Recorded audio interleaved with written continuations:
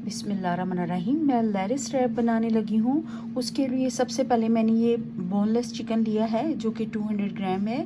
उसके ऊपर केजन सीजनिंग में लगाने लगी हूँ और उसके बाद इसको मैं 2-3 घंटे के लिए रख दूँगी और इसको मिक्स करूँगी हल्के हाथों से और साथ में इसमें थोड़ा सा नींबू का जूस भी डाल दूँगी।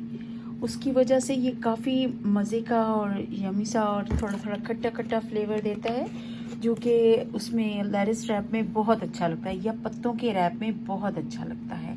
और अब मैं इसको मिक्स करूँगी चम्मच के साथ। अब इसको अच्छी तरह से मिक्स कर दूँगी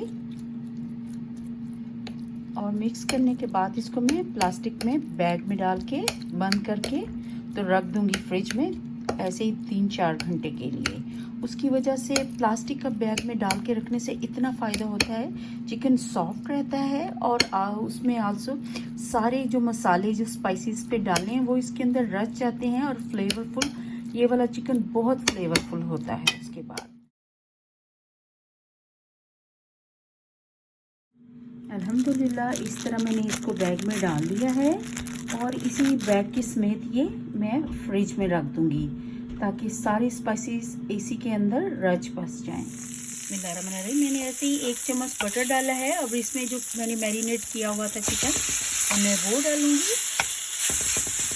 और अब इसको ऐसे ही मीडियम हीट पे बनाएंगे।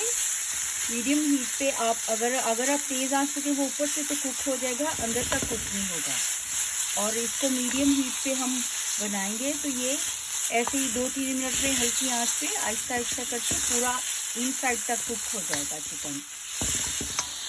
अब जब इस तरह करके हाफ सा कुक हो जाए तो आप 1 मिनट के लिए इसको ढक दें और ढकने के बाद आप इसको बिल्कुल ही लो हीट पे रख दें और इस 1-2 मिनट इस तरह बनेगा। ये इन साइड तक कुक हो जाएगा। ओपनली भी आप कुक कर सकते हैं, वो थोड़ा सा क्रंच रहेगा। और इस तरह करेंगे तो थोड़ा सा सॉफ्ट बनेगा। इस तरह करके इसके बाद फिर मैंने ये एवोकाडो काटे हुए हैं और वो उसके ऊपर लेरिस रैप बना रही हूँ और ये मैंने सारे इस तरह सिमेट्री से लगा दिए।